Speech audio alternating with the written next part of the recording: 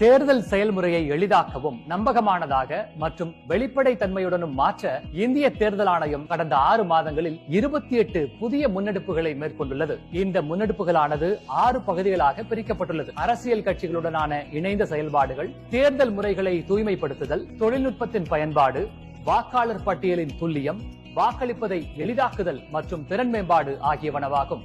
இந்த காணொலியில் தமிழ்நாட்டில் உள்ள அரசியல் கட்சிகளின் தலைவர்கள் மற்றும் அக்கட்சிகளின் மூத்த நிர்வாகிகளுடனான தேர்தல் ஆணையத்தின் சந்திப்பு நிகழ்வுகளை பற்றி பேசுவோம். இந்திய அரசியலமைப்பு நெறிமுறைகளுக்கு உட்பட்டு தேர்தல் கால செயல்பாடுகளை மேலும் வலுப்படுத்தும் நோக்கில் தேசிய மற்றும் மாநில கட்சிகளின் தலைவர்களுடன் இந்திய தேர்தல் ஆணையம் இதுவரை 20 சந்திப்பு நிகழ்வுகளை நடத்தி இருக்கிறது. இப்படியான சந்திப்பு நிகழ்வுகள் மூலம் அரசியல் கட்சிகளுடனான மேம்பட்ட, வெளிப்படையான மற்றும் நம்பகத்தன்மையான நல்லுறவினை தேர்தல் ஆணையம் ஏற்படுத்துகிறது.